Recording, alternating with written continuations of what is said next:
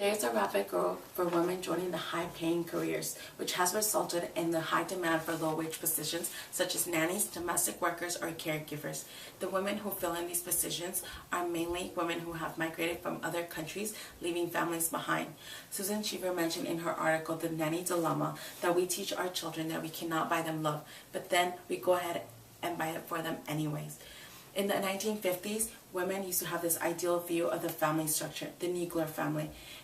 Currently in the 21st century, women have other priorities in mind. They want to have a career, they want to have a profession in which they can succeed. Children are left in the cares of their nannies, of daycares. In some occasions, they're enrolled in after-school sports so they can stay longer. Finding a good nanny with the proper qualifications can become a difficult task. The demand for childcare has increased rapidly, but some families are willing to break the law, meaning that they're willing to hire people under the table, paying them low-paying jobs just so they can care for their children. The employers who hire these people are mainly professionals who get paid well, who have good jobs, who have a good status, but they pay low minimum wages to these people. The reason these individuals, these women, take these jobs is because they want to have a better future for their families. They have hopes that their children would have a better education than them, that they will move to New York to become nannies to take care of other children. Nanny positions are not 100% reliable. You can end up having 3 jobs in 5 years unless you end up adapting to other roles such as cooking, domestic work, or keeping families secret. Our generation has made a religion of parenting.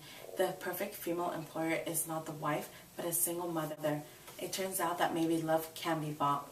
Arley Russell Hochschild states in Love and Gold that globalization isn't the only factor to blame for why many women of the global south are leaving their children behind to care for children in the northern countries. She instead argues that the increasing economic gap between the global north and the global south, which has continued to widen since 1949, is to blame.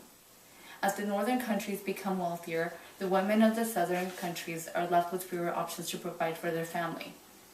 Since the 1960s, more women have started migrating. Currently, about half the world's migrants are women.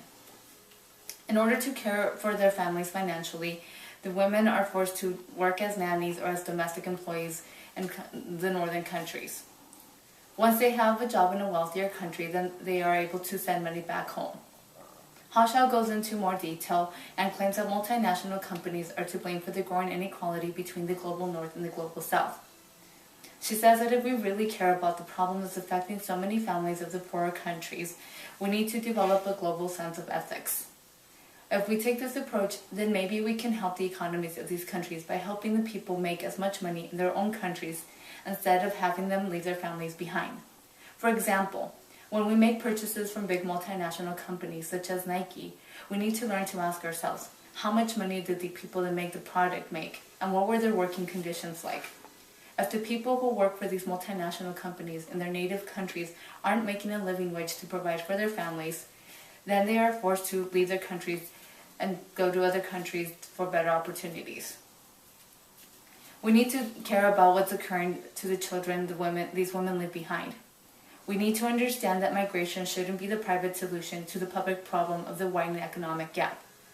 Love and care should not be the new gold that is extracted from the global south, because in the end, it's the children of the migrant workers that end up paying the price. As studies have shown, children whose mothers migrated to the northern countries have higher rates in delinquency and suicide. The paradox in the situation is that the mothers leave their children in the care of others, while they themselves leave to other countries to care for other people's children. However, what seems to be a good opportunity at the time, later in life becomes a negative consequence for their own children.